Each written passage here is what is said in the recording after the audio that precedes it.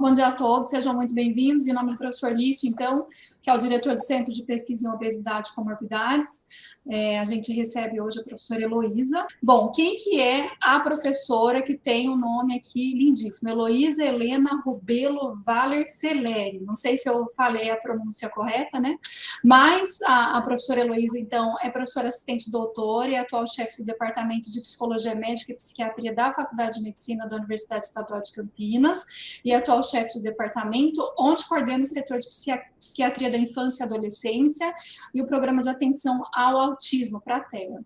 Realizou a graduação em medicina aqui na FCM Unicamp, a residência médica em psiquiatria e residência médica em psiquiatria da infância e adolescência no Departamento de Psicologia Médica e Psiquiatria DPMP da FCM da Unicamp. Ela tem título de especialista em psiquiatria com habilitação em psiquiatria da infância e da adolescência pela Associação Brasileira de Psiquiatria, doutorado em saúde mental pela FCM Unicamp, é International Member da American Academy of Child and Adolescent Psychiatry. Como atividade de ensino de graduação, ministra aulas para o primeiro e segundo e quarto ano do curso de medicina e faz parte do núcleo docente estruturante. Na residência médica, ensina e supervisiona residentes de psiquiatria, psiquiatria da infância e adolescência, medicina de família e neuropediatria, em suas atividades nos ambulatórios de psiquiatria da criança pequena, psiquiatria infantil, psiquiatria de adolescentes do Hospital das Clínicas, de Unicamp. É professora do Programa de Pós-Graduação da Saúde da Criança e do Adolescente da FCM Unicamp, tendo como principais linhas de pesquisa clínica psiquiátrica do bebê e da criança pequena, transtornos do espectro do autismo, violência contra a criança e adolescente, qualidade de vida de crianças e adolescentes, saúde mental do estudante de medicina, coordena o GRAPM, que é o Grupo de Atendimento Psicológico e Psiquiátrico ao Estudante Residente da FCM Unicamp, e CAIMED, que é a Comissão de Apoio ao Estudante de Medicina. Ela foi chefe do Departamento de Psicologia Médica e Psiquiatria da FCM Unicamp no período de abril de 2014 a março de 2017. Portanto, é uma pessoa que tem muita competência e autoridade para falar sobre esse tema. É um prazer muito grande tê-la conosco, professora. Então, agora o palco é seu. Muito obrigada, viu? Obrigada eu pelo convite, obrigada pela apresentação. É um prazer estar aqui. Esse é a sala do Pratea, né? A gente está estreando essa sala, então é um momento bem bacana, inclusive para a gente poder testar todos os equipamentos que a gente disponibilizou para poder realizar, né, o que a gente tem como objetivo, que é ajudar na formação e na informação a respeito das questões ligadas aos transtornos do espectro do autismo. Então, é um prazer estar aqui, vamos começar. Eu pensei em dividir minha fala em duas partes, né? Eu vou começar falando de uma forma geral sobre os transtornos do espectro, e aí a gente vai focar mais no final da minha fala sobre as dificuldades alimentares nas crianças e indivíduos com transtorno do espectro, que são bastante frequentes, né, e às vezes sintomas muito angustiantes, né, para os pais e para os profissionais que atendem essas crianças. Bom, o que são os transtornos do espectro do autismo, né? A gente entende como transtornos do neurodesenvolvimento que se caracterizam por um prejuízo social e da comunicação e comportamentos restritos e repetitivos. Eu vou depois explicar melhor o que significam essas coisas. Na verdade, o que é a questão fundamental, né, que é mais relevante nesses transtornos, é a questão do aprendizado social. Há uma dificuldade desses indivíduos em lidarem eles têm déficit nessa socialização, lidarem com as questões dos relacionamentos, compreenderem como é que esses relacionamentos se dão, né? e aí que vão aparecer os sintomas que talvez sejam os mais impactantes e que vão produzir maior prejuízo, né? Eles são transtornos que se caracterizam por uma grande heterogeneidade, né? Tanto de sintomas quanto de severidade. Então, por isso que a gente fala espectro. Tem aqueles indivíduos cujos sintomas são bastante leves e às vezes difíceis da gente diagnosticar, como aqueles indivíduos com sintomas muito graves, com muito prejuízo, aqueles indivíduos que não desenvolvem a fala, ou que têm uma fala bastante comprometida, que apresentam sintomas de autolesão, alguns com deficiência intelectual, e aqueles que, na verdade, apresentam um funcionamento muito próximo daquele que a gente entende como indivíduos neurotípicos, né? E é justamente por causa dessa heterogeneidade dos sintomas é que o diagnóstico é realizado em diferentes idades. Geralmente, quanto mais grave, mais precoce eu realizo esse diagnóstico. Quanto mais leve, vai demorar mais tempo para eu perceber que existem essas dificuldades sociais, né? Justamente no momento em que aquele indivíduo é mais exigido socialmente, que não tem mais a intermediação da socialização realizada pelo adulto, né, pelos pais, pelos professores, onde a criança já está responsável pela própria socialização dela, é que aí, nesses casos mais leves, esses sintomas vão aparecer de uma forma que permita que a gente faça o diagnóstico. Bom, a prevalência, né? Então, nos Estados Unidos, a gente tem visto que existe cada vez mais um aumento do número de crianças diagnosticadas com esse transtorno, né? No levantamento realizado em 2016 pelo CDC, que é o Centro de Controle de Doenças, ele aparecia com crianças em torno dos 8 anos, uma em cada 54 eram diagnosticadas com TEA. No mesmo levantamento realizado em 2018, esse número apareceu como 1 em cada 44 crianças, o que significa 2,3% das crianças em torno dos 8 anos poderiam receber esse diagnóstico. A gente sabe que esse é um transtorno que tem predominância em meninos, geralmente é 3 a 5 vezes mais frequente nos meninos, mas que talvez isso seja um pouco diferente do que a literatura tem mostrado atualmente, porque talvez exista um subdiagnóstico em meninas. Justamente, especialmente em meninas que têm uma cognição normal, né, não tem problemas cognitivos, é muito mais difícil a gente fazer esse diagnóstico. No Brasil, são apenas 2 estudos de prevalência, né? Esse estudo de 2011, que foi um estudo piloto realizado numa cidade aqui perto de Campinas, numa amostra aleatória, em crianças de 7 a 12 anos, então crianças na idade escolar, que dava uma prevalência de 0,3%. Esse é um estudo que tem uma série de problemas metodológicos.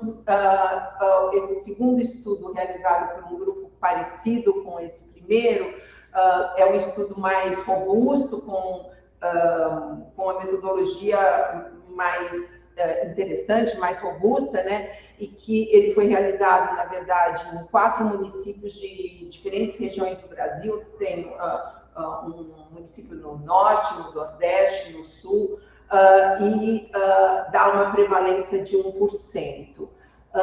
Talvez essa seja a prevalência, mais adequada, mais que apareça, que a gente entende como a mais próxima da realidade, tá? Tanto no Brasil como no mundo. Então, a gente pode dizer que a prevalência de transtornos do espectro no mundo é em torno de 1%.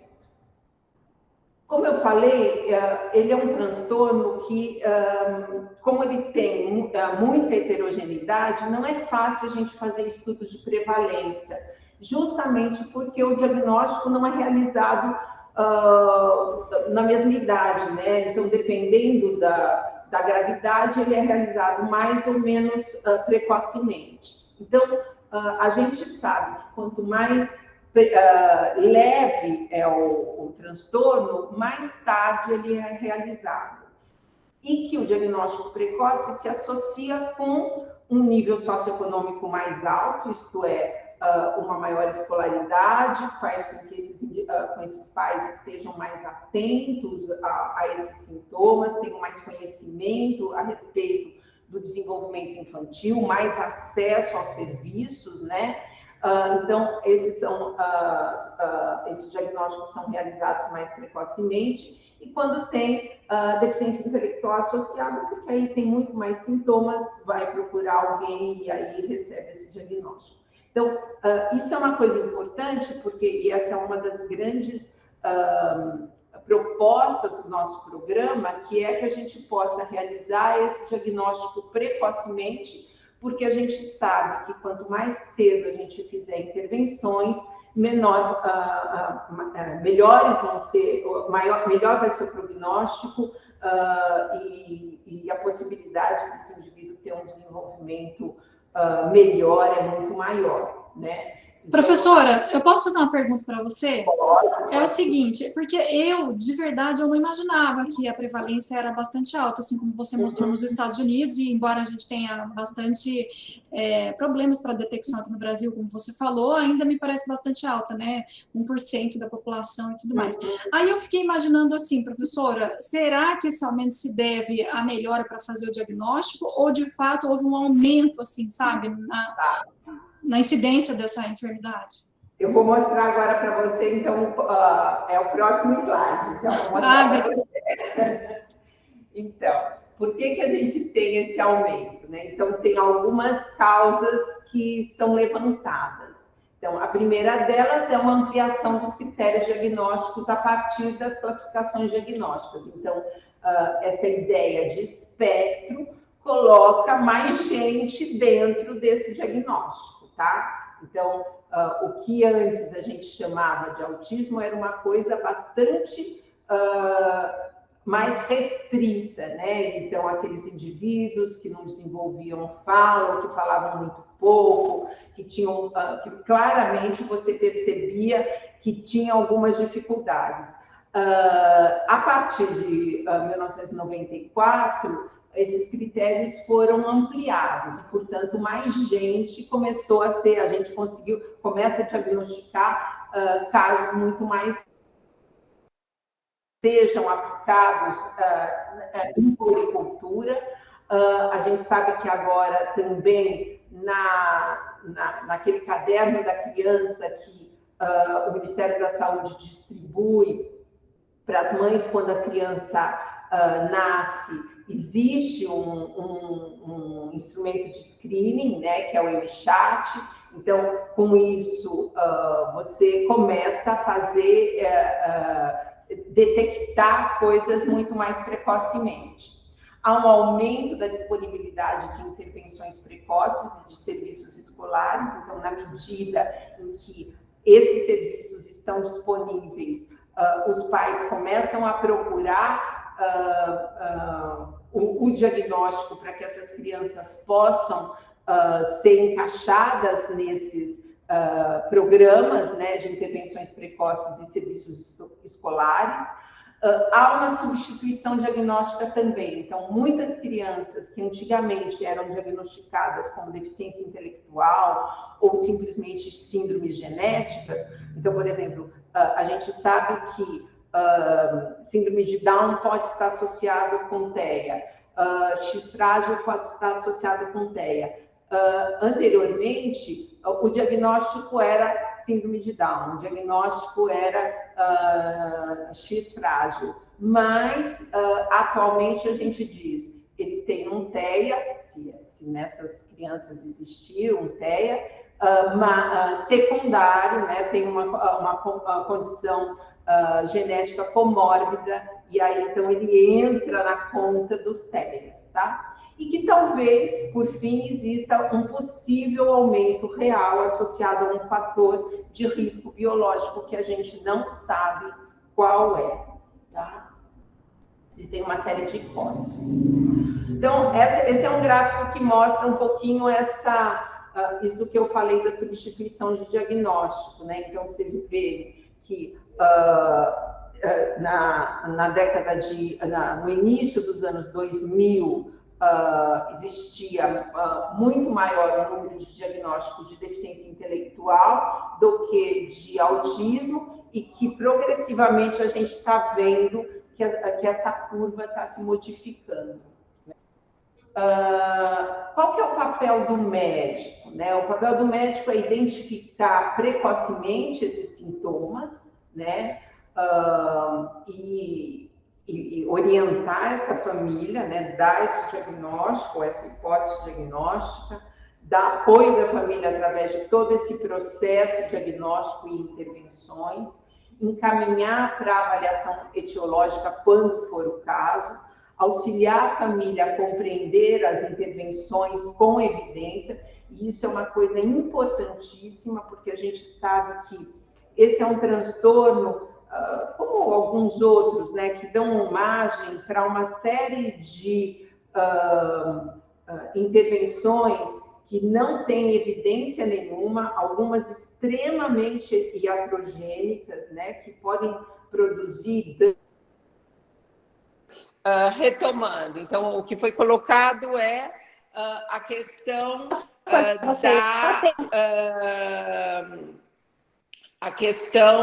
do aumento. A pergunta foi... Tem alguns motivos, né, do número, mas em função do aumento da ampliação dos critérios diagnósticos, da substituição diagnóstica, né? Então, parte das crianças que antigamente eram diagnosticadas como deficiência intelectual, na verdade, elas agora recebem o diagnóstico de autismo, né? Então, o exemplo que eu dei foi de crianças que antes recebiam o diagnóstico de síndrome de Down e que tinham sintomas do espectro. Na verdade, elas antes recebiam só o diagnóstico de síndrome de Down, e agora a gente faz o diagnóstico de transtorno do espectro, e dizendo que secundário a uma síndrome genética, tá certo? A gente sabe também que há um aumento no screening, né? E na próprio caderno da criança, que o Ministério da Saúde distribui quando a criança nasce, existe um instrumento agora de screening. Esse screening começou a ser colocado como uma questão importante pela Academia Americana de Pediatria, e aqui agora também a gente faz. Na medida também em que escolas e começam a aparecer programas de intervenção precoce, também os pais acabam procurando mais para ver o que está acontecendo com a criança, que tem um atraso da linguagem, que tem uma dificuldade de socialização, e aí a gente acaba fazendo o diagnóstico. A própria conscientização dos pais também. E que talvez, com o tempo, a gente também descubra que exista algum fator biológico que pode também estar contribuindo com esse aumento. Existem algumas hipóteses a respeito desses fatores biológicos, mas ainda a gente não tem muita evidência que permita a gente dizer, né? Tem algumas coisas ligadas, por exemplo, a pesticida, a agrotóxico, que permitem a gente afirmar isso, né? Então, são coisas que são estudos que estão surgindo agora para dar conta dessa questão desse aumento. Então, a ideia, a função do médico é fazer o diagnóstico, é ajudar a família nesse processo de diagnóstico e de intervenção, é ajudar essa família a compreender as intervenções com evidência, porque essa é uma preocupação importante da gente, porque a gente sabe que as famílias ficam bastante assustadas com esse diagnóstico, e esse é um momento de muita angústia que faz com que essas famílias possam procurar ajuda que, na verdade, não tem nenhuma evidência, e muitas delas podendo colocar em risco a própria vida da criança, ou a saúde da criança, além de toda a questão financeira que é e tempo e dinheiro gasto em intervenções que não vão levar a lugar nenhum. E a gente sabe que uma intervenção bem feita pode mudar muito o prognóstico. E outra função do médico é manejar as comorbidades clínicas e psiquiátricas, né? E aí, dentre as comorbidades clínicas, hoje a gente vai falar bastante a respeito das questões alimentares, que é uma questão bem premente, né, nessas crianças. Então, o diagnóstico é um diagnóstico que é realizado por um profissional capaz de verificar, né, de constatar essas manifestações comportamentais e como é que elas aparecem nas diferentes idades e, a partir daí, fazer o diagnóstico. Na verdade, não existe nenhum teste, nenhum exame, mesmo genético, mesmo de ressonância, que faça o diagnóstico. O diagnóstico é clínico, tá? Então, um médico que tem um conhecimento capaz de identificar, né, essas manifestações, né, que vão variar dependendo da idade, do nível de linguagem da criança e das habilidades cognitivas. Então, é alguém que tem que estar ter uma experiência tal que permite que ele possa observar essas várias manifestações e ser capaz de dizer que o que está acontecendo com aquela criança tem a ver com o transtorno do espectro. A apresentação clínica, né? Então, o que aparece são dificuldades sociais, né? E essa é a parte fundamental do transtorno. Então, aparece como dificuldade do engajamento social, isso já fica claro logo nos primeiros anos de vida. No primeiro ano de vida, você já observa isso, né? Problemas de comunicação, com atraso da fala, ecolalia, quer dizer, a criança ficar repetindo coisas que ela ouviu, tanto imediatamente como repetindo coisas que ela viu num desenho, fora de contexto. Reversão pronominal, quer dizer, a criança normalmente ela começa se referindo a si mesmo na terceira pessoa, né? Então, repetindo aquilo que a forma que os pais tratam ela. Então, o neném, o Zezinho, a Maria, a partir de 2, 3 anos, ela já começa a se referir a si mesmo na primeira pessoa. Então, ela faz essa reversão. Essas crianças têm uma dificuldade de fazer essa reversão, vai demorar muito mais tempo essa habilidade. Existe alteração da prosódia, então aquela fala que às vezes é extremamente monótona, ou às vezes você vê uma fala muito perfeitinha, né? Com todos os R's, todos os S's, a conjugação do verbo perfeito, às vezes com um sotaque que não corresponde à cultura, né, daquela criança, então, ou às vezes com uma fala que lembra desenho animado, né, personagem de desenho animado, uma linguagem idiosincrática, quer dizer, falar palavras, usar uma suposta palavra que só a família sabe para se referir a uma determinada coisa, né? Então, a nossa fala tem o objetivo da gente se comunicar, né? Então, o outro tem que saber do que se trata, né? Às vezes, a criança usa uma palavra ou cria uma palavra para se referir a uma determinada coisa e torna a linguagem, a comunicação bastante prejudicada. E alterações na pragmática da linguagem, que é isso, essa dificuldade de você usar a linguagem para se comunicar, tá? Então, o que é importante aqui é que não necessariamente precisa não ter linguagem. A questão fundamental é a questão da comunicação, né? E a comunicação é fundamental para a socialização. Então, por isso que as duas coisas estão ligadas, né? Existe uma anormalidade em compreender a intenção dos outros, né? Então, uma dificuldade de entender metáfora, de entender sarcasmo, de entender figura de linguagem, de entender ironia, né? Um déficit na reciprocidade social, então, a criança até pode, o indivíduo até inicia uma interação, mas essa interação não se mantém, né? Ou se mantém de uma forma que exige muito mais do outro para que ela possa se manter. Uma diminuição do contato de olho interativo, aquela história de que não olha no olho.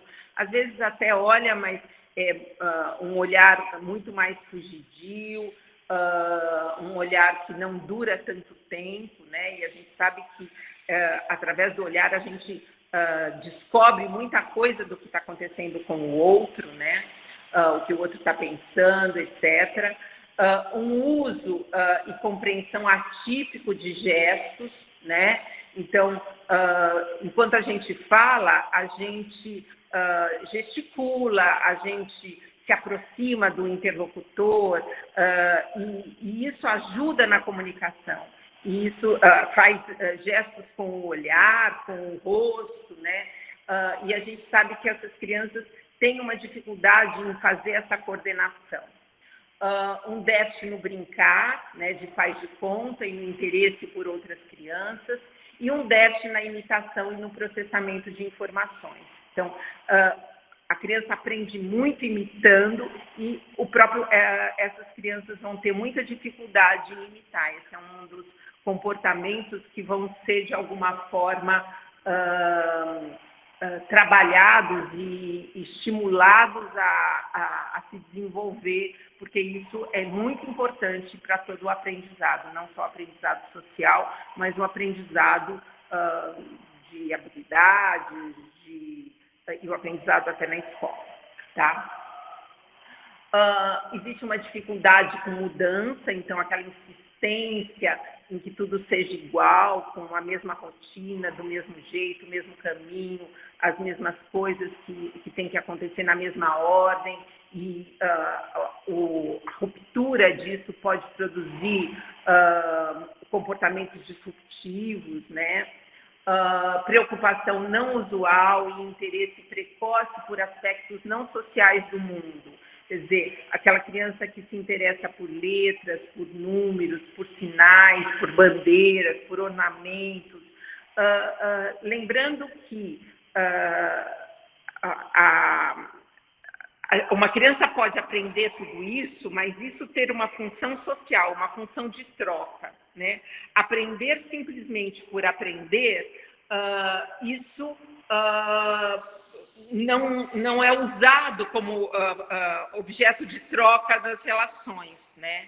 Então, é aquela criança que aprende as palavras em inglês numa família que não sabe inglês. Então, na verdade, de que serve esse saber todos os números em inglês, ou saber o nome de todos os bichos ou as cores em inglês, se isso não é usado como fator de troca, né?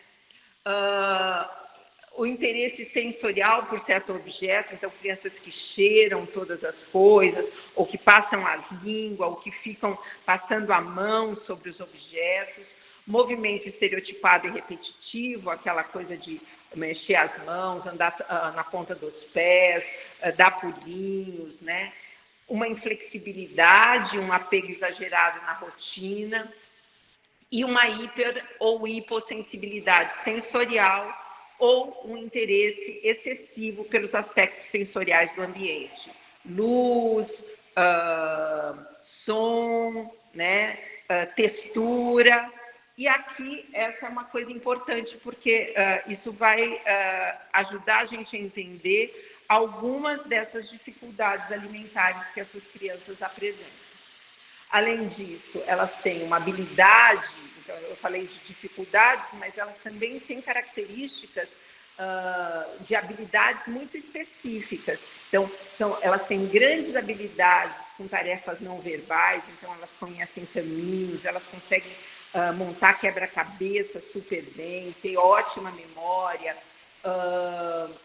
ter habilidades para cálculo, para desenho, para música. Então, tem uma parte que tem a ver com dificuldades, mas tem uma parte que tem a ver com muitas habilidades que a gente tem que considerar também e ajudar que elas se desenvolvam e que elas possam ser usadas socialmente. Bom, então, chegamos à questão alimentar. Então, a gente sabe que dificuldades alimentares são muito frequentes na criança TEA, tá? Então, dificuldade no horário, são muito frequentes queixas com dificuldades comportamentais no horário das refeições. Então, crise de birra, comportamento disruptivo, extrema seletividade alimentar, comportamento ritualístico na hora de comer, o que pode levar a uma nutrição inadequada, com baixa ingesta, e os estudos mostram que principalmente de cálcio e de proteínas, tá? Então, por que isso ocorre e como é que a gente pode caracterizar essas dificuldades, né? Então,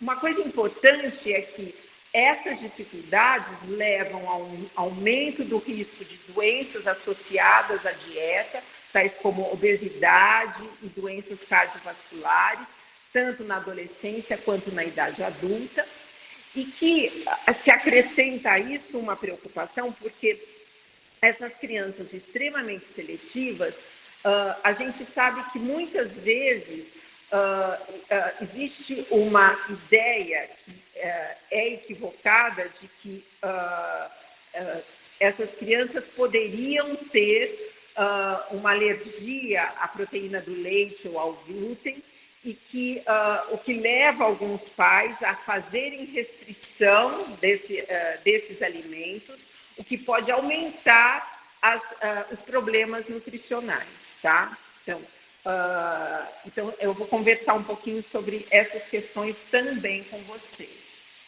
A gente sabe que a infância inicial, independente da criança ser neurotípica ou TEA, é um período em que a criança experimenta novos alimentos, ela é apresentada a novos alimentos, a novos sabores, a novas texturas, e que muitas crianças pequenas têm dificuldade em experimentar esses novos alimentos e comer uma variedade de alimentos, tá? Então, esse é um sintoma, esse é um comportamento, não vou falar nem sintoma porque não é uma questão necessariamente patológica, é um comportamento que não é infrequente na criança pequena.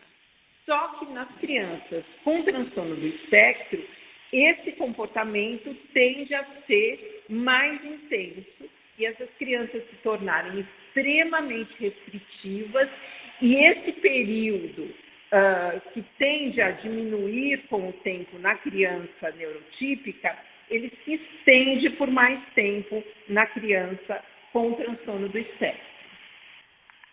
O problema da seletividade é que, às vezes, ela é tão intensa que essas crianças só comem um tipo específico de alimento, né? E às vezes tem que ser da mesma marca, né? E isso fica muito difícil você ajudar essa criança a ter uma dieta adequada, né? Então, essa é uma queixa que os pais trazem com muita frequência. Junto com essas queixas, a gente sabe que existem muitas queixas gastrointestinais, e a gente sabe que a criança com transtorno do espectro, eu falei para vocês que elas têm muitas comorbidades clínicas, e dentre as comorbidades clínicas, as queixas gastrointestinais são extremamente frequentes, tá? Algumas delas associadas a essa seletividade alimentar, mas algumas independente da seletividade alimentar. Então, não só a gente vê recusa em comer determinadas coisas, comer excessivamente poucos alimentos, comer seletivamente certas categorias de alimentos e muito frequentemente os alimentos que essas crianças acabam comendo são carboidratos ou alimentos extremamente gordurosos, o que leva a um sobrepeso, ao aumento e à obesidade, que é uma comorbidade frequente nessas crianças. A gente sabe que essa seletividade vai estar associado a algumas questões, né? Então, tanto a fatores sensoriais, eu falei para vocês que um dos sintomas que as crianças têm é aquela hipo ou hipersensibilidade, né? Então, a gente sabe que para algumas dessas crianças, essa seletividade está associada a fatores sensoriais, está associado a essas alterações do processamento sensorial. Então, estão associados a cheiro, textura, aparência, cor, temperatura. Então, tem crianças que só aceitam alimentos crocantes, tem crianças que só aceitam alimentos pastosos, tem algumas que só aceitam determinadas cores, não aceitam de outra cor. A gente sabe que muitas delas têm uma sensibilidade extremamente grande a determinados cheiros, e determinados cheiros produzem náusea e sensação e até vômito, né? Algumas crianças têm uma capacidade de sentir o gosto com uma certa precisão, com tanta precisão, que faz com que elas consigam determinar se aquele iogurte ou aquele suco era da marca que ela está acostumada ou não, se recusando a tomar daquele que ela não quer, né? Então, coisa que, mesmo você, às vezes os pais dizem, a gente coloca na mesma embalagem e ela sabe que não é aquele lá que ela tomou, que ela gosta, né? Então, isso tem a ver com essa hipersensibilidade, que pode ser olfativa, que pode ser do paladar, que pode ser da textura, né? Às vezes, essa seletividade está associada com marcas, com o nome do produto, com embalagem, só aceita aquela marca específica, aquele nome específico, aquela embalagem específica. Aí já não estamos lidando com uma seletividade que tem a ver com a hipersensibilidade, com processamento sensorial. Aqui a gente está lidando com uma seletividade que tem a ver com aquilo que eu falei do sameness, né? Da rotina, do ser sempre igual, da dificuldade de lidar com o diferente, com o novo, tá? Juntamente com a seletividade alimentar, a gente encontra outros comportamentos, por exemplo, resistência em ingerir remédio, né? Então, os pais às vezes ficam bastante preocupados, uma criança que tem uma infecção e que precisa tomar um antibiótico e essa criança se recusa a ingerir essa medicação. Está associado também com a seletividade, colocar muitos objetos na boca, a criança, às vezes, e eventualmente levar coisas e até comer coisas que não são nutritivas, né? E o que pode produzir problemas importantes de saúde. Algumas têm bastante rituais em torno da alimentação, então só pode num determinado prato, só pode com uma determinada ordem, os alimentos não podem ser misturados ou tem que botar um em cada pratinho. Então, isso também faz parte daquela coisa do sameness, da rotina, né? Só pode comer em casa, não come fora de casa.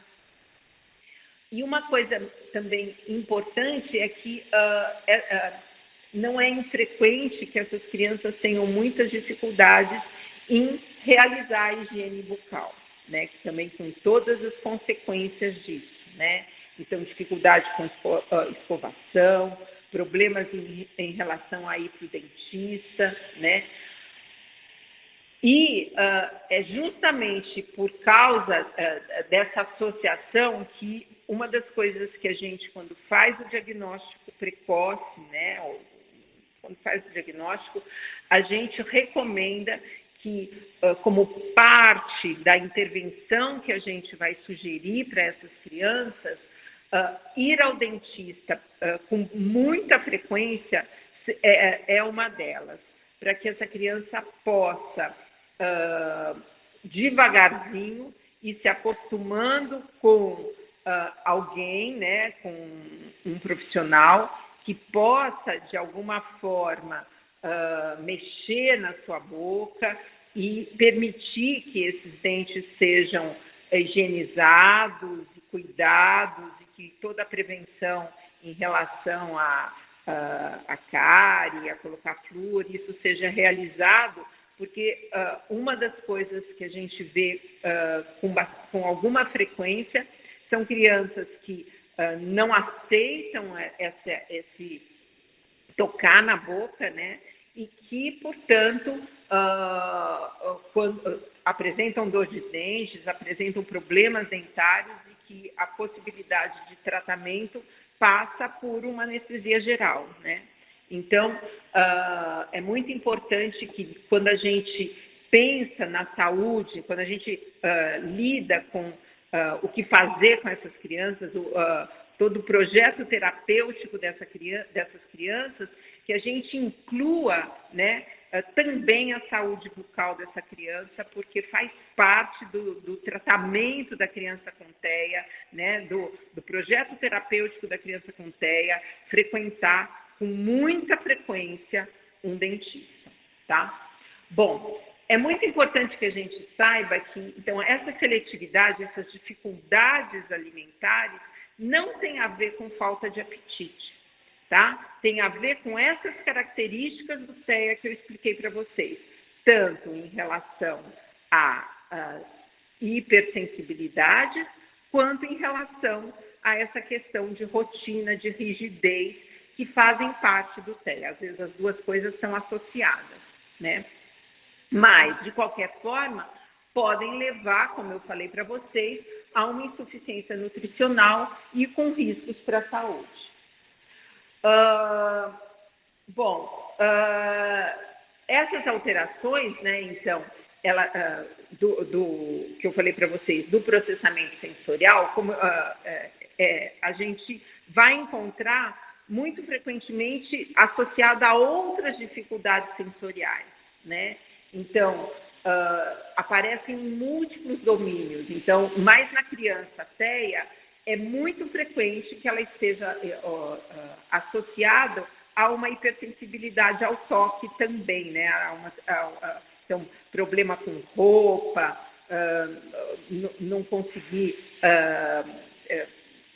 usar determinadas roupas, ou está muito calor, ela continua com uma roupa com um moletom, ou ela não tira, ou está muito frio, ela se recusa a botar casaco, problema com etiqueta, problema com sapato, problema com pisar no chão com algumas texturas, né? Então, areia, grama. Isso explica também algumas dessas crianças que têm aquele andar na ponta do pé, né? Só pisa com a ponta do pé, o que com consequências importantes em termos de dinâmica do corpo, né? Então, com encurtamento de tendão, com problemas de coluna ao longo do tempo, né? E que a gente precisa pensar o que fazer e intervir, né? Então, essas crianças costumam, como eu falei para vocês, a sensibilidade está associado também com botar muita coisa na boca ou se recusar a mexer na boca, que é o que a gente chama de defensividade oral, ou uma hiporresponsividade oral, que é aquela criança que fica mordendo tudo, né? Que parece que precisa estimular isso, né? Então, morde roupa, fica botando coisas o tempo todo na boca. Essas crianças, então, mesmo aquelas que têm um autismo leve, elas podem apresentar esses sintomas de uma forma bastante intensa, né? Com, então, problemas de comportamento que podem aparecer em restaurantes, né? Então, a criança se recusar a sair com os pais para comer. Uma das questões que eu acho que é bastante tocante numa família que tem uma criança com um transtorno do espectro é que muitas e muitas vezes essa família acaba se isolando em função dessas dificuldades que a criança apresenta. Então, não pode ir para frequentar restaurantes, não pode frequentar a casa de outras pessoas, porque talvez ela tenha uma hipersensibilidade ao cheiro e ela tem um comportamento mais disruptivo nesses locais diferentes, né? Na cantina da escola, ela pode ter um comportamento disruptivo porque ela sente um cheiro diferente, aí junta com a questão do barulho da cantina e coisas assim, aí não come, né? A gente sabe que, às vezes, a criança pequena, as creches ficam extremamente assustadas que a criança não come, ou passa quase o dia inteiro sem comer, e aí não aceitam a criança na creche, porque a criança não pode ficar 8 horas sem comer, 6 horas sem comer, né? O que causa problema para essa família em termos de o emprego da mãe, como fazer, quem vai cuidar dessa criança. Então, esses são sintomas que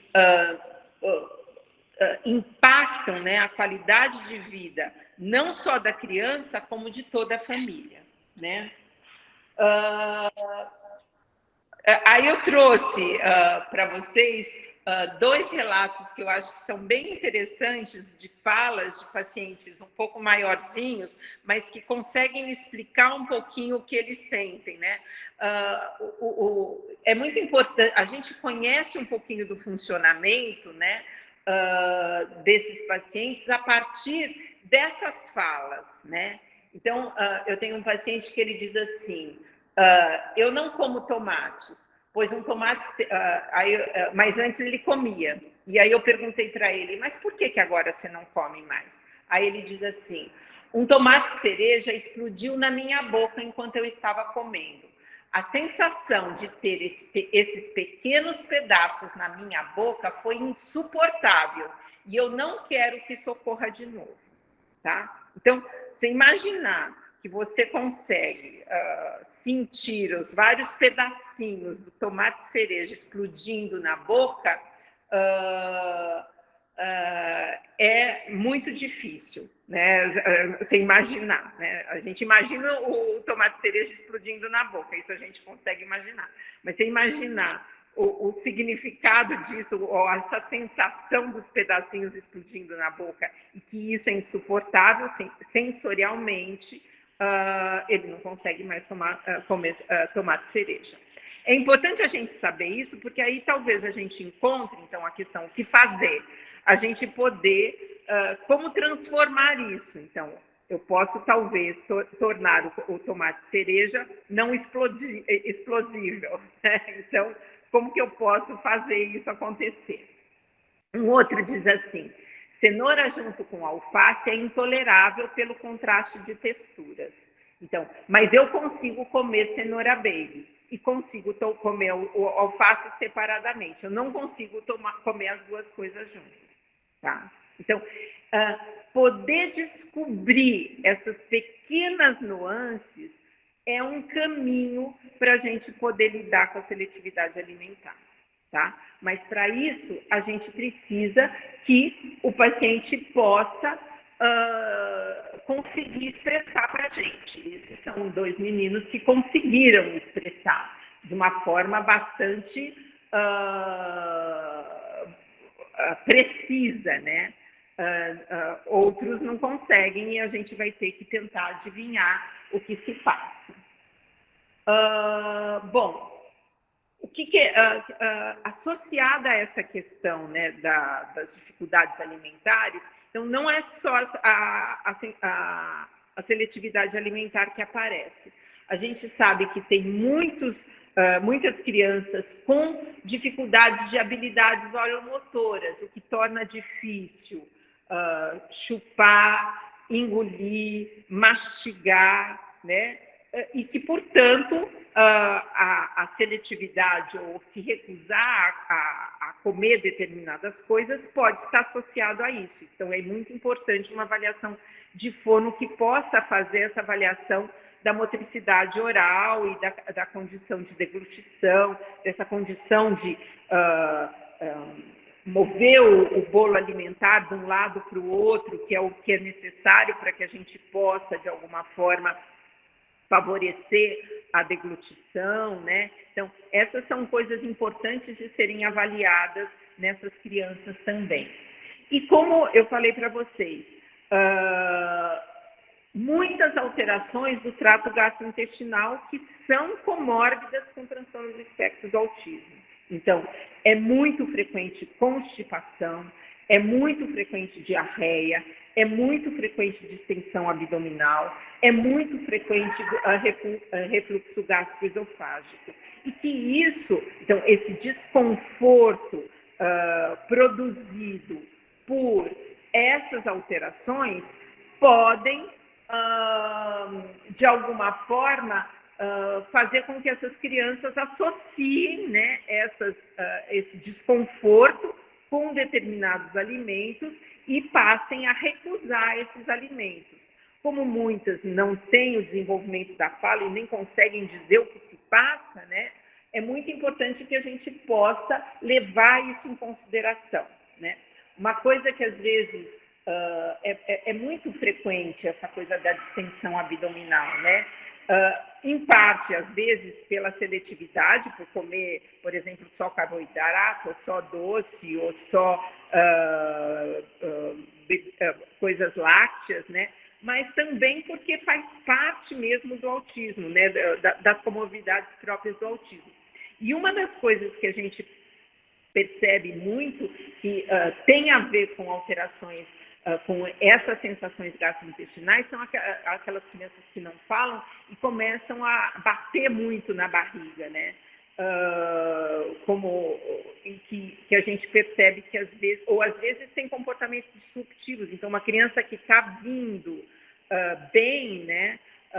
De repente tem uma piora no funcionamento, começa a ter comportamento disruptivo, comportamento auto e heteroagressivo, às vezes tem a ver com essas alterações, com essas sensações ruins que elas têm, né?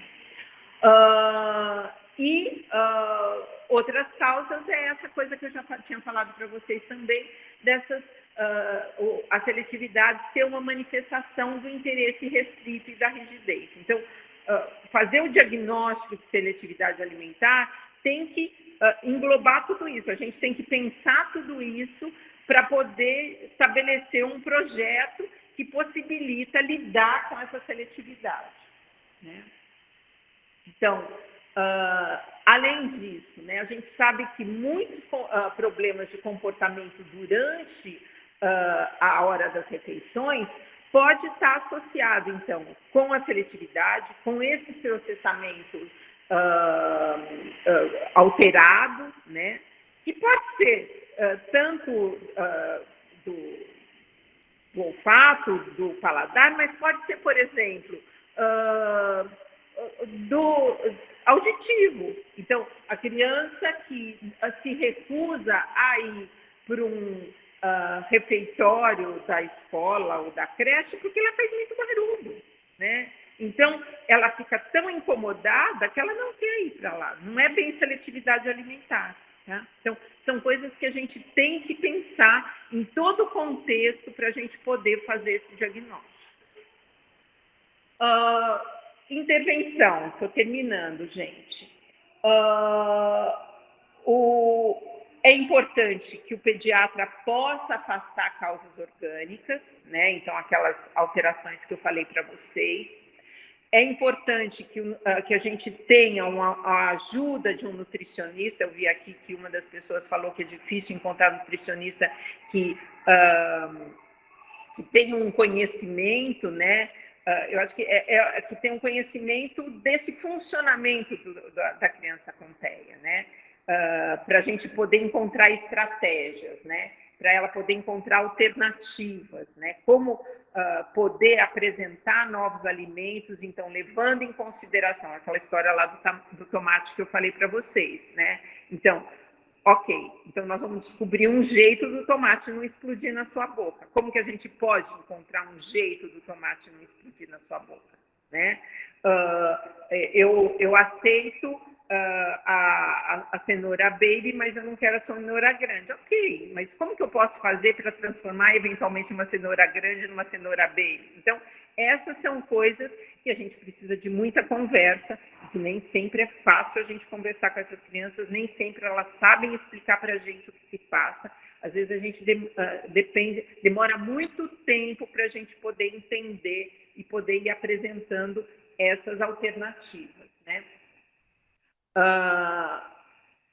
E eu acho que o nutricionista pode ajudar também nessa forma de preparar, né? Então, às vezes, ele não gosta, ele gosta de crocância. Então, como que eu posso transformar uma coisa meio mole, né, em algo crocante? Então, será que eu posso fazer o arroz ficar um pouquinho mais molinho, e aí eu enrolo esse arroz em algo crocante, como um pouquinho de, sei lá, aquela batatinha palha para ele mastigar. São essas... a gente tem que ser criativo nessas horas, tá? Então, como juntar as duas coisas? Então, eu introduzo um pouquinho que ainda não dê para ele sentir o gosto e depois eu vou aumentando. Eu coloco...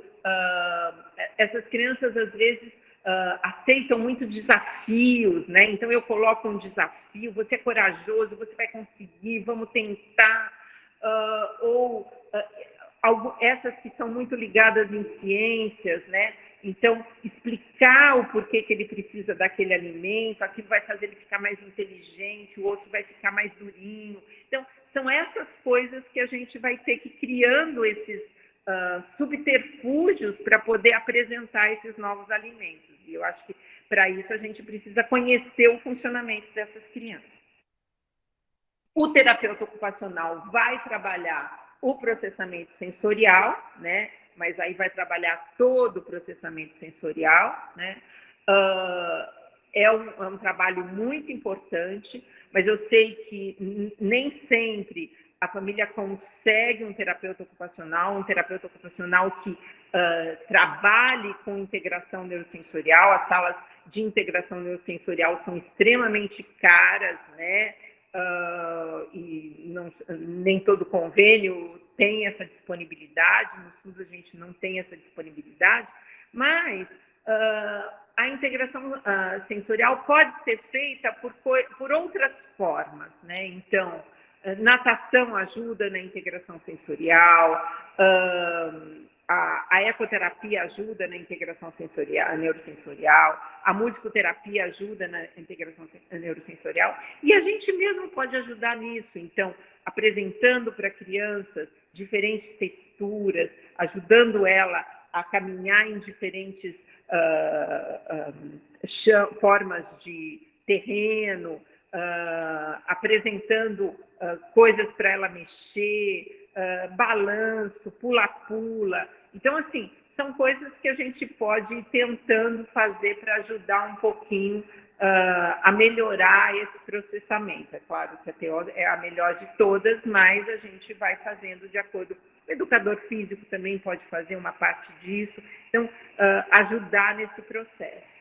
O psicólogo comportamental, que vai ajudar a criança a lidar com a ansiedade, com essa rigidez, com essa inflexibilidade, e ajudar ela a entender um pouco melhor essas questões sensoriais e a enfrentá-las, né? É muito importante, então, que a gente possa usar histórias sociais. Então, como eu falei para vocês, essas crianças têm uma dificuldade de imitar, de ver o outro. Quando eu falei que toda criança, é muito frequente a criança pequena ter algumas restrições, né? Tem uma série, algumas são bastante restritivas em termos de alimentos, mas quando ela começa a se socializar, ela vai na escola, ela vê o outro comendo, ela vai na casa do amiguinho, vê o amiguinho comendo, a criança neurotípica tende a imitar, e isso aumenta o repertório alimentar dela. Coisa que a criança com um transtorno do espectro às vezes não consegue, apesar de que a escolarização é extrema, e frequentar uma escola regular é importante por causa disso, porque também, de alguma forma, ela tem outros modelos que ela vai usar, mas a gente poder criar histórias sociais, histórias sensoriais que possam ajudar essa criança a entender e desejar, de alguma forma, experimentar, né? Por fim, eu só queria falar da questão da alergia alimentar, que é uma outra questão muito importante que se fala em relação aos transtornos do espectro. Lembrando que, realmente, né, algumas crianças podem apresentar, mas e algumas dessas alergias explicam esses sintomas gastrointestinais, dor, constipação, diarreia, alterações de pele, distúrbios do sono, mas que esse é um diagnóstico que precisa ser feito por um imunologista fazendo teste para alergia, né? Não é eliminando alimento da dieta que faz com que a gente faça esse diagnóstico, porque, como eu falei, às vezes, na verdade, essa ideia de diminuir glúten e a proteína do leite, na verdade, a gente só está piorando as questões nutricionais dessa criança, se essa criança não tem uma alergia. E, na verdade, a gente entende essas alergias como comorbidades. Então, elas não... nas crianças com alergia, não é que ao eliminar o alimento que produz a alergia, essas crianças, o autismo continua ali, tá? O que pode acontecer é que esses sintomas desagradáveis de dor, constipação, diarreia, podem melhorar, e aí o comportamento melhorar, porque aí ela não tem mais comportamento disruptivo, etc., e ela pode se tornar mais fácil de ser cuidada, né? Mas não vai melhorar o autismo em si, não é um tratamento para o autismo, é um tratamento para uma comorbidade que traz uma série de sintomas que esses sim, esses sintomas, esses desconfortos podem produzir comportamentos disruptivos, auto e heteroagressividade. Eu acho, gente... por fim, a questão da suplementação, né? Até o momento, os estudos que tentam tratar sintomas autísticos com dieta não têm evidência suficiente, né? Como eu falei, o TEA é extremamente heterogêneo e é improvável que qualquer suplementação ou qualquer dieta possa funcionar para todos os indivíduos. É uma coisa que tem que ser vista individualmente e estudado toda essa questão alimentar e, eventualmente, a gente, de alguma forma, fazer as suplementações que a gente entende como necessárias para aquele indivíduo. Tá certo? Acho que é isso, gente. Acho que a gente pode abrir para conversa. Tem perguntas também, vários comentários, viu, professor, elogiando bastante a aula, a explanação, foi bem esclarecedora. A gente já agradece de antemão, né, e pedimos desculpas também por esses problemas técnicos, mas de nada atrapalhou a qualidade e o aproveitamento também do pessoal. Então, professora, a Tânia, ela perguntou qual especialista a família deve procurar primeiro, né? É um neuropediatra? Qual que a senhora indicaria? Então, na verdade, pode ser um neuropediatra, pode ser um psiquiatra da infância e da adolescência, tá? O importante, uma coisa que eu acho que é fundamental, gente, é que seja alguém que vocês tenham referência, né, que tenha uma experiência. Uma coisa que eu acho que também é muito importante é que não existe uma medicação para transtorno do espectro do autismo. A gente trata comorbidades, tá? Então, o diagnóstico de transtorno do espectro do autismo não é igual dar qualquer medicação, tá? Então, isso é muito importante que fique bem claro e que a medicação que eventualmente a gente vai dar, a gente é para determinados sintomas. Então, tem sintoma de hiperatividade, déficit de atenção, a gente trata. Tem extrema irritabilidade, eventualmente a gente trata. Tem ansiedade, eventualmente a gente trata. São essas as coisas que são tratadas, mas o core, né, os sintomas fundamentais do autismo, a intervenção são intervenções de fono, de TO, do psicólogo comportamental. Isso é muito importante, tá? Ótimo, professora, multiprofissional, né? A gente precisa aliar, né, forças para ter um prognóstico melhor. E aqui também a Thaís perguntou, né, mas e como nós devemos agir com essa seletividade alimentar, né? Substituir os alimentos, continuar a ofertar, conversar, ou insistir, ou estimular a comer, né? E eu também me preocupo nessa questão, como nutricionista, né? Essa questão da apresentação do alimento, né? Acho que é muito importante, igual alguns exemplos que você comentou na aula, né? De tentar procurar formas que seja mais aceita por essa criança, né? Eu só queria perguntar nessa questão também, a gente tem essa possibilidade de envolver a criança também no preparo do alimento, ou, por exemplo, os ruídos, né, de liquidificador, alguma coisa, traria alguma, atrapalharia alguma coisa nesse processo, ou eles virem, né, quais os ingredientes que estão sendo colocados, isso poderia dar mais uma aversão, como que a senhora então, aí eu acho que para nós?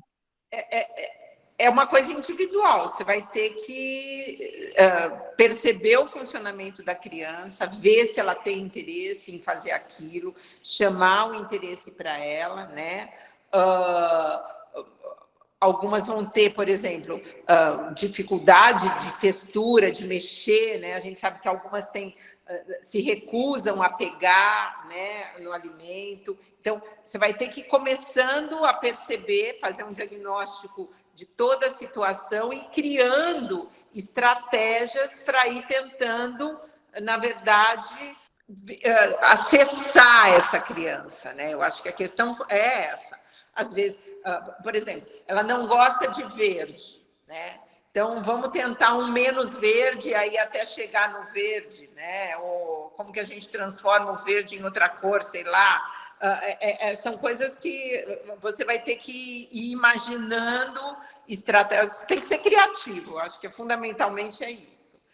Realmente, algumas têm uma hipersensibilidade a som, então não gosta de som de liquidificador, não gosta de som de batedeira,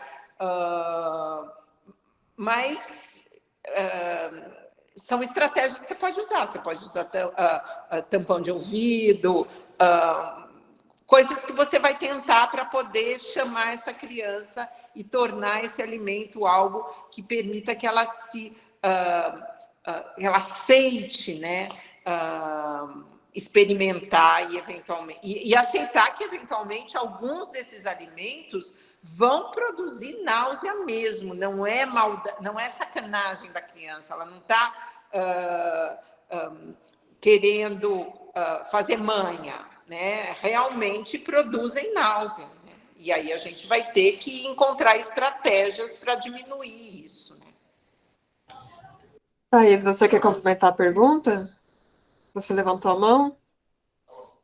Acho que pode falar, já que... Bom dia, meu nome é Thaís, estão me ouvindo? Eu sou de Colíder, Mato Grosso.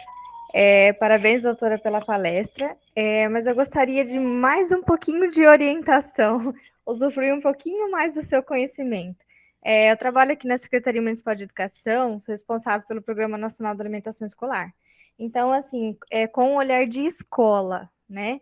Eu entendi que a gente tem que respeitar a individualidade, né? Conhecer bem o aluno de forma individual, mas, assim, não geral, em relação a essa questão de alimentação escolar e refeitório, né? Se a criança realmente não aceitar a questão do barulho, eu tento ofertar essa alimentação para ela dentro de sala de aula, ou eu busco essa coletividade, busco tentar interagir com ela no meio dos demais colegas que já são da sala, né? Que já são amigos, ou não, eu realmente faço um plano extra para ele e deixo quieto a ideia de inclusão mesmo, né? Ou de tentar mostrar para ele algo novo, algo diferente.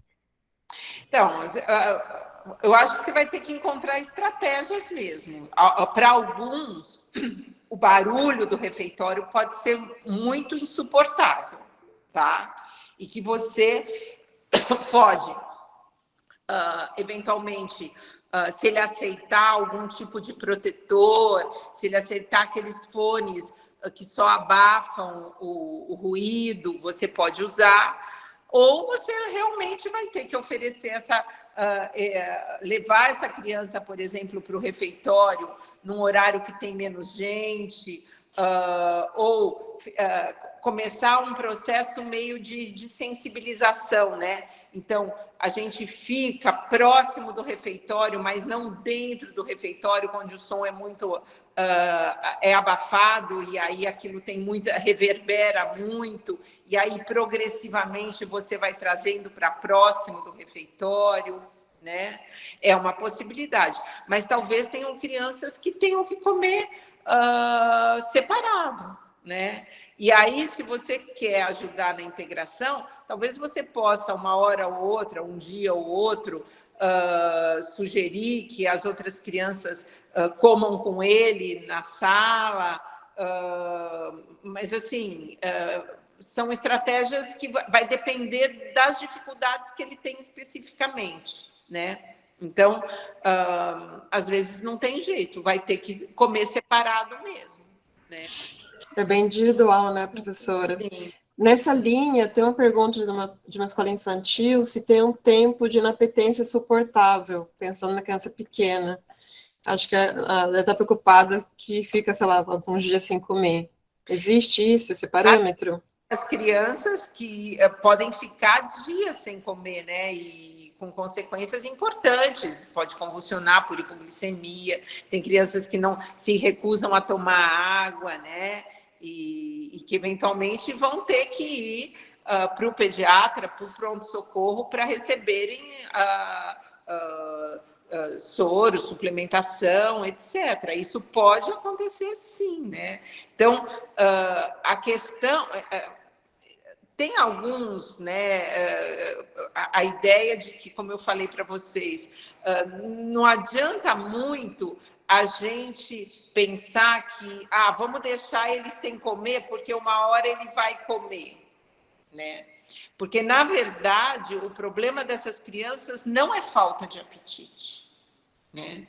O problema dessas crianças é isso, é essa... ou essa hipersensibilidade, ou a questão do sameness, da rotina, né? Então, eu acho... o problema da seletividade, eu acho que talvez seja um dos sintomas mais difíceis de você orientar os pais, porque não é simples você dizer para uma mãe, não, você não dá a bolacha porque uma hora ele vai comer arroz e feijão. Não é verdade, não é verdade, porque ele não vai comer o arroz e feijão e mesmo aí você não dando a bolacha. Entendeu?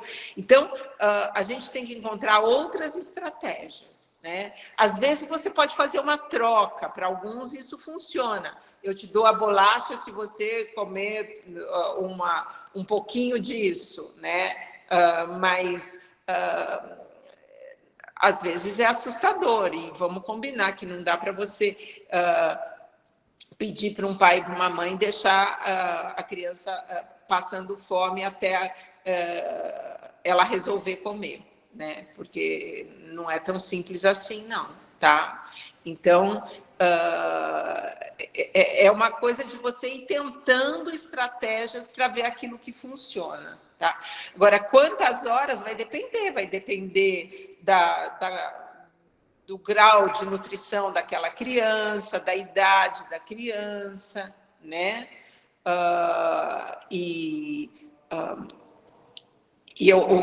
O ideal é que ela possa ir, pelo menos, a gente encontrando coisas que ela possa ir aceitando comer. Às vezes, são crianças que são trazidas para o pronto-socorro em função desse passar um dia inteiro, 2 dias inteiros sem comer nada, sem beber até.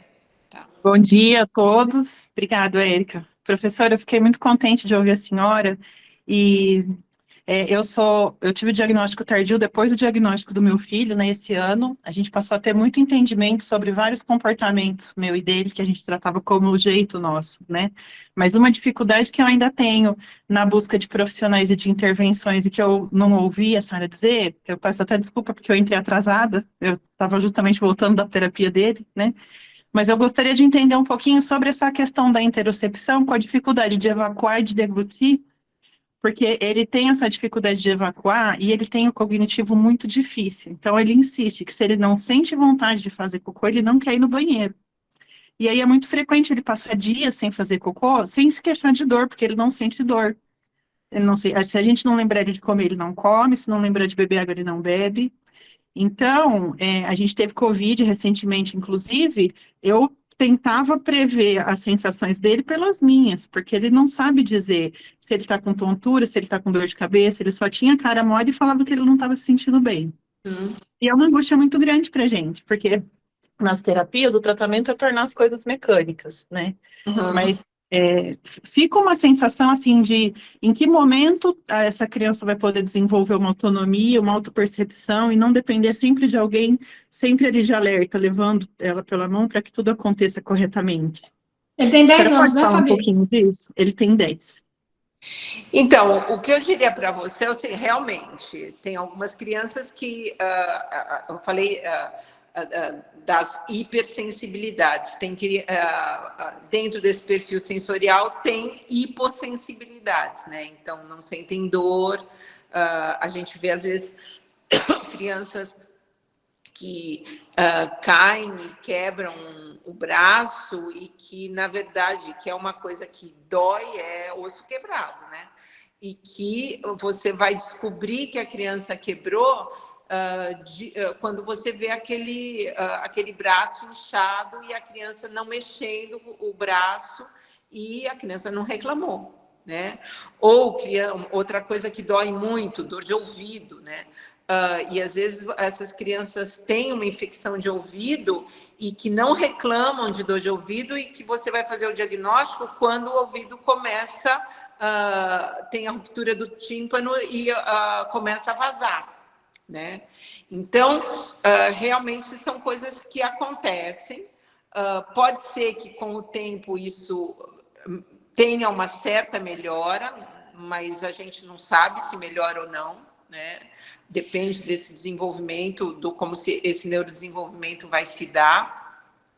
Agora, o que realmente pode ajudar na autonomia dele é tornar isso uma espécie de um ritual, né? Então, assim, você, de alguma forma, treiná-lo a tomar água de tanto em quanto tempo, ir para o banheiro de tanto em quanto tempo, ele aceitar que, sei lá, em determinada hora do dia é o horário que ele vai fazer cocô, né? Então, esse é um tipo de intervenção que pode ser feita, né? E aí isso se tornar parte da rotina dele, né? E aí ele faz isso sem precisar da ajuda de alguém. Essa eu acho que é o tipo de intervenção que talvez para essas situações possa ajudar, né? Fazer um quadro de rotinas em que ele vá seguindo esse quadro de rotinas, e nesse quadro de rotinas você coloca hora de tomar água, hora do almoço, hora do jantar, hora do lanche, hora da água, hora do cocô. Né?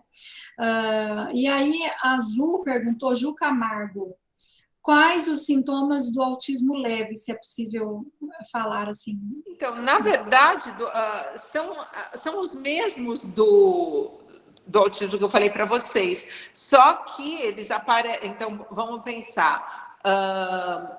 Como eu falei, a questão fundamental é a interação social, né?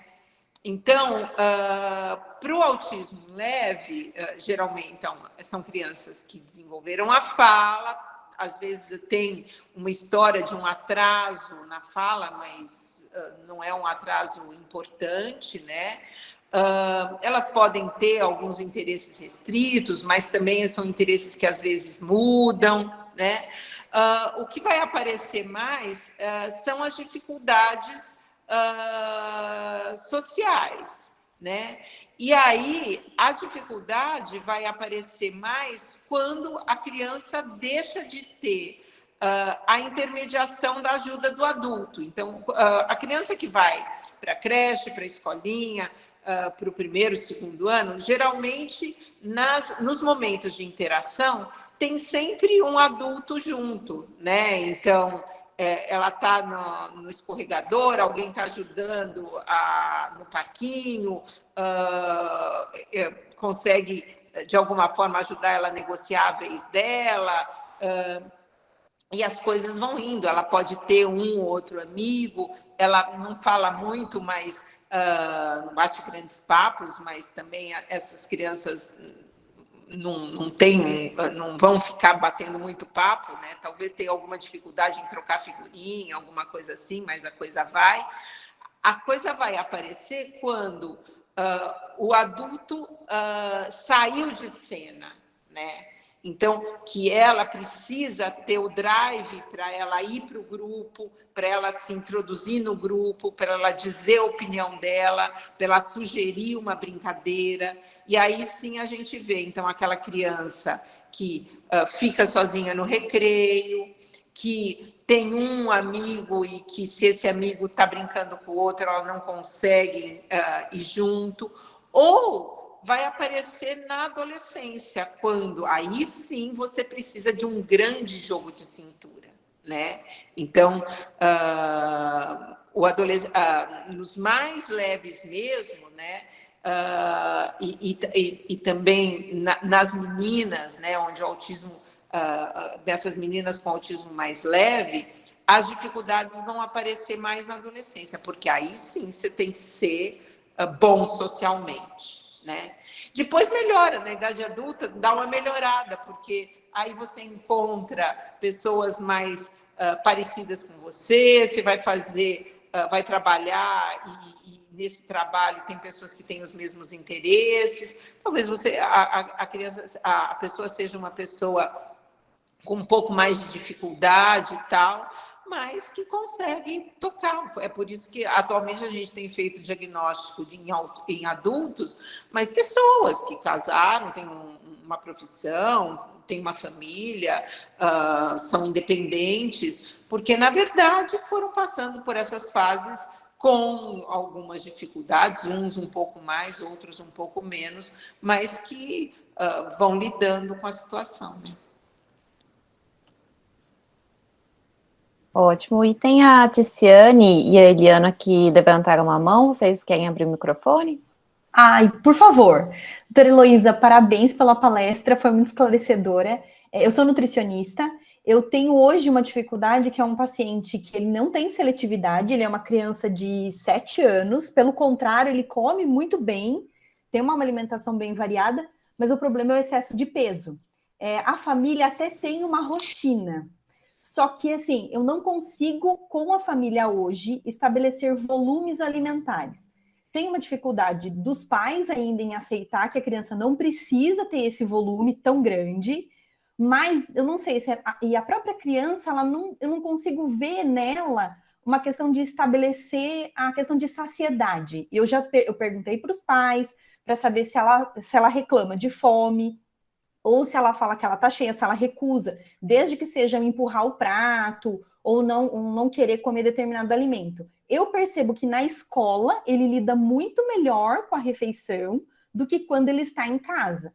De uma certa forma, eu vejo dificuldade da família na hora de montar o prato, porque o prato é muito grande, doutora Heloísa, assim, passa de uma criança. Hoje ele está com percentil para mais de 70, então o ganho de peso está muito grande, e eu vejo que isso está dificultando o crescimento dele. Aí eu gostaria de saber da doutora Heloísa quais estratégias eu poderia adotar, visto que ele já tem uma rotina, e como trabalhar com os pais essa questão do volume. Porque parece que quando eu discuto a questão do volume, nossa, para os pais é muito custoso diminuir o volume a ser oferecido. Mas ele tem algum disruptivo quando esse volume é diminuído? Não, ele reclama um pouco, mas algumas estratégias que até a gente adotou até agora, como, por exemplo, ofertar mais verdura e legume no começo da refeição, para que ele não chegue tão ansioso para o momento da refeição, isso até que deu um resultado. Mas, ao meu ver, existe uma certa resistência dos pais com relação à oferta do volume por si só. Que ele come bem, ele não come alimentos que são ultraprocessados ou que têm uma qualidade nutricional ruim. O que eu percebo é o volume mesmo, assim, se é ofertado o prato. E você entende por que os pais têm essa dificuldade de diminuir esse volume? Eu ainda não consegui identificar o porquê. Eu não sei se é uma questão do próprio lidar com a doença, porque a minha especialidade de base é diabetes, doutora Heloísa, mas eu tenho crianças com autismo que também têm diabetes. Muitas vezes eu vejo uma culpa dos pais em toda situação, né? De uma criança que não brinca, de uma criança que não tem outros prazeres na vida. E parece que o prazer que se tem é da oferta de refeição. Mas eu vejo nele... exatamente. Mas nem eu vejo ele comendo porque ele sente muito prazer em comer. É porque o que é colocado para ele, ele come, independente do volume. Eu gostaria de saber da doutora se ela tem alguma experiência nesse sentido, no que eu posso ajudar, porque ele realmente está muito fora do peso dele, muito fora da curva de crescimento também. Pode ser que ele tenha uma dificuldade de perceber, se auto-perceber, né? Então, isso acontece. Como a mãe lá do menininho lá que tem essa dificuldade em relação a perceber que ele tem vontade, está com vontade de ir ao banheiro, etc., eles também podem ter uma dificuldade de perceber a saciedade. Né? Ele não toma nenhuma medicação, toma... Não toma nenhuma medicação. Então, que é um dos problemas dessas medicações psiquiátricas que a gente sabe que, eventualmente, inibem, né, o centro do apetite e aí da saciedade, e aí a criança fica o tempo todo com fome, né?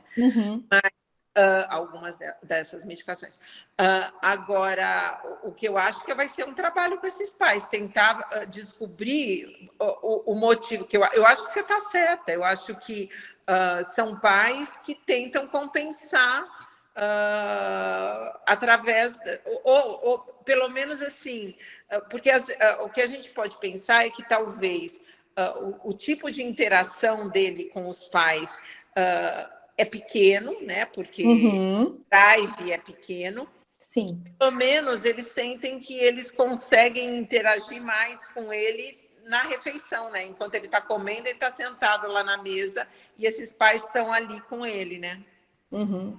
Eu estou tentando, pelo menos, a gente, através de fotos, para a gente ver o quanto que esse volume, se ele é adequado para a criança ou não, mas a minha dificuldade é essa, né? Mostrar para os pais que ele não precisa deste volume todo para uma Eles refeição. aceitariam que ele fizesse o próprio pratinho?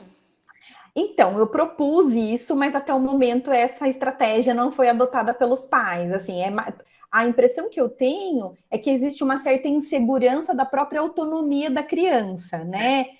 Julgar ele incapaz. Poder trabalhar com eles a questão da importância da independência, né? Uhum. Isso acontece, quer dizer, você ter um filho que tem algum tipo de deficiência, né? Não é fácil você... porque, assim, ele pode ter essas dificuldades dele, só que ele tem que ser tratado como uma criança, como qualquer criança. Os limites são iguais, a alimentação é igual, tentar colocar isso para os pais, né? O que não é simples, né? Porque realmente tentam compensar. Uma estratégia que eu pensei, não sei se isso seria válido, uma vez que essas crianças elas gostam de rotina e gostam de coisas pré-estabelecidas, é tentar trabalhar com figuras junto com a criança. Olha, o seu prato tem que ser montado desta maneira, e isso seria possível. Isso seria uma alternativa para a gente montar a refeição? Visuais, Ótimo. Figuras é melhor...